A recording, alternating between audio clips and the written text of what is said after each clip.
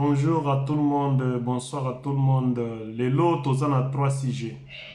Sujet ya liboso, Tambwe Mwamba na Madame Goya. Sujet ya mibale, détournement des fonds ya Vital Kamerhe. Sujet ya misato, batoyo, donc disons conseiller ya Félix Tshisekedi Nyonso bazokufa. Tozo bandana sujet ya Souka parce que c'est le sujet qui me tient plus à cœur. Monsieur Félix Tshisekedi, il faut faire attention. Bazako bomela yo batu nyonso oyo bazako salela yo na batu ya Kabila, tope batu ya Kamerhe bazoko sela coronavirus. Il faut fongola misu. Comment est-ce que kaka batu ya IDPS oyo ba conseiller na yo nde bakufaka, batu ya Vital Kamerhe bakufaka jamais.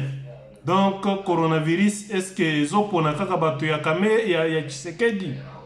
Coronavirus, ezo éviter batu ya Kamerhe, ezo éviter batu ya FCC, ezo linga kaka batu ya IDPS. C'est injuste coronavirus, et yebi kombo balubate, yebi kombo IDPS te, ekangaka mutu nyonso. Deuxième sujet. On va parler de monsieur Tambwe Mwamba, le Burundais rwandais. Muto ya sali politique depuis les années 80, biso tozalaki bananu bana mike, tozo kende na école primaire, tozo yoka kombo ya Tambwe Mwamba na télévision. Mobutu abandaki kosala politique na Batambwe Mwamba. Tshisekedi Etienne abanda kosala politique na Batambwe Mwamba. Lelo Tshisekedi Etienne, Mobutu, Mungulu Diaka, tout le monde sont morts. Mais Tambwe Mwamba, lui, continue à vivre. Il ne veut pas laisser la place aux autres. En dehors de ça, il est impoli. Azako finga mama ya bato, azako respecter moi cité. Azako pesa moi si valeur te. Ce n'est pas bon, ce n'est pas bon. Ba défenseur ya basi, ba défenseur ya droit des femmes. Hein? Ba de boy boy balobaka balingaka ba violer basi te. Oyo balingaka ba respecter basi boza wapi. Eri yangoyo ya ko porter plainte. Tambwe Mwamba et ses amis rwandais na rébellion na bango, ba bomi ba mama na biso na este. Ba violer basi, ba violer même bana ya 3 mois. Et na buzoba na ye azako continuer ti na Sénat. Azo finga mama ya bato en pleine session. Bato nyonso baza koyoka pe toyoki ata ba défenseur ya droit des femmes ba télémité. Il faut area ko telema yangoyo, area ko loba yangoyo. C'est là qu'on devrait voir Makasi Nabino. Et puis ce monsieur là, c'est un grand con, il espère que ye akolongo la Tshisekedi na pouvoir a provoquer likambo ya concret awa ya lukuta juste pona ko luka ko longo la Tshisekedi na pouvoir. Ye azonga na pouvoir. Tambwe Mwamba a plus de 70 ans. Ukosala nini na pouvoir? Ukoma kofanda na bureau na yo moko après 5 minutes pongezu yo. Qu'est-ce que tu vas faire? Le pouvoir, ça demande un homme fort, jeune, dynamique pour chapeauter tous les institutions. Toi, tu n'es même pas capable de gérer le Sénat. Et là, kokomi koluka izaka mbongo. Mama wana asali mabe, po atuni yo, mbongo bapesaki yo ya Sénat oche wapi. Nde mama wana asali mabe, okomi kokosela ye, makambo ya ba champagne, makambo ya ba invitation, blogo nyonso wana. Soki a invitaki yo ya epa na ye. Eza po oya komona epa na ye, mama azana bana na ye, azana mobali na ye, c'est une femme respectueuse. Le fait qu'elle a décidé de te montrer chez elle, ça prouve que ce n'est pas une femme qui va dans des hôtels. Alakisi valeur kilo ya bomwasi na ye. Yo na makanisi na yo ya mabe, osi otiaki boule ya mabe, okanisaki ke non azolinga benga yo pona makambo mosusu. Hata soka bengi yo makambo mosusu. Je ne pense pas que tu es encore capable. Il te faut du Viagra toi là. Tambwe Mwamba. Po sala makambo wana, il te faut du Viagra. Osi okomi mpaka Antonio. Il faut comprendre que non, Mama na abenga tunakioka kama kambu ya nini ya mbongo. Elle n'avait aucune idée derrière la tête avec un pauvre monsieur, un vieux monsieur comme toi. Bon, dossier terminé. Tokia na do likambu ya misato. Eza likambu ya Vital Kamerhe. Vital Kamerhe, le Burundais rwandais aussi. Un homme qui a vécu au Congo depuis les années 80. Malgré que tu n'as pas œuvré à l'époque de Mobutu, au moins tu as grandi au Congo, Matangisio na Congo, tu as eu la chance de te promener partout au Congo avec ton père, et puis tu as eu la chance d'apprendre tous nos 4 langues nationales. Cela ne veut pas dire que non, tu deviens Congolais d'origine. Tu es juste un Congolais d'adoption, mais tu n'es pas Congolais d'origine.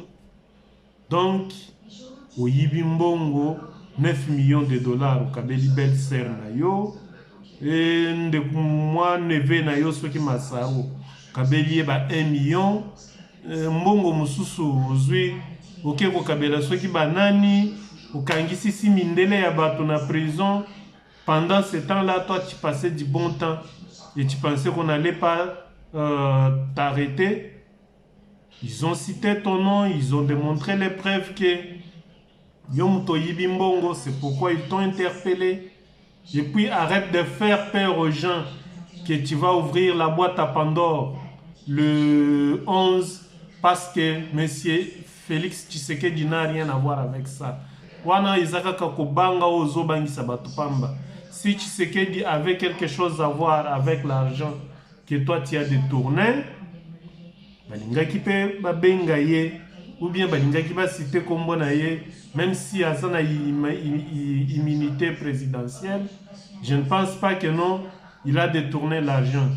Ce que Diazamouana colla bien, l'effet juste d'avoir une maison, ça lui suffit pour dormir. Ce que ne cherche pas les luxe. Ce que cherche que les biens des Congolais. Mon cameraman Nangama Bogone Lembi. Ok, on va continuer. Tshisekedi n'a rien à voir. Donc, on se voit le 11 mai. Et puis,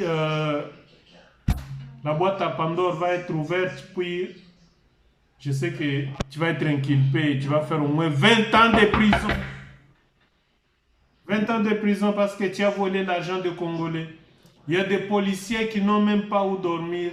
Des policiers qui reçoivent, je ne sais pas si c'est 70 000 dollars par... non, pas 70 000 dollars. 70 000 francs congolais par mois. Et toi, tu arrives à détourner 370 millions pour toi. Qu'est-ce que tu vas faire avec cet argent, ta mère? Dis-le-moi vraiment. Qu'est-ce que tu vas faire avec cet argent? Bozamabe. Chanter, quand on va arriver au pouvoir, on va travailler pour le bien-être des Congolais. Mais là, qu'est-ce que tu fais? Tu voles de l'argent. Tu voles de l'argent. Hein? Et tu te crois les super mecs. Les gens veulent contacter Tshisekedi. Toi, tu bloques. Tu ne veux pas que les gens voient Tshisekedi. Ceux qui viennent avec les vraies affaires, tu ne veux même pas qu'ils voient Tshisekedi. Il n'y a que toi qui a droit à tout. Ozo bebisa nini ba investisseur bazoya. Ozo bloqué. Mais olingi kaka yo Kamerhe ole kaka liboso to mona yo. Donc mi pempa kate papa 60 ans. Bon, 60 ans c'est pas aussi si grave que ça pour un politicien. Mais il faut être raisonnable mon vieux. Il faut être raisonnable talakaka. Soko salaki makamba bien mboka ezo bato balie mbongo batongi bandako wana dans les 5 provinces, batongi na Congo central, batongi na Kinshasa, na Mbujimai, dans les Kivu et puis au Katanga. Bato balingaki basepela. Mais non, toi tu voulais l'échec de Tshisekedi. Tu as pensé que non, s'il allait construire toutes ces maisons là, Tshisekedi alingaki azwa succès, donc yo lingika Tshisekedi a échoué. Comme ça pour yo candidature na yo ezala valide. Ezala validé les ni na 2023. Monsieur Vital. En plus, Tshisekedi t'a donné quoi je veux dire, la lettre d'aller remettre au juge pour convoquer les congrès. Mais toi, au lieu d'aller donner cette lettre-là au juge, tu l'as gardée pour que Herba Tambwe Mwamba Bakomona Bongo na Yena Janine Mabunda Bosala Kop Nabino pour bloquer comme ça, à la destituer. Osaka na bouli ya mabe Vital Kamerhe. Vous autres là, il est Tambwe Mwamba. Les oiseaux de même plumage. La faute aussi, c'est à notre frère. C'est que je ne sais pas pourquoi tu as choisi de travailler avec ces gens-là. Kamerhe, ton père n'a jamais voulu de Kamerhe. Kamerhe a trahi ton père. En 2017, il y a dialogue ya OIA. C'est que ton père ne voulait pas avec Edem Kodio. Mais yo, aux autres, on dit mieux qu'on de travailler dans Kamerhe. Tu sais que dit vraiment. Hein? Tolingio, mais Mokozo décevoir Bisso.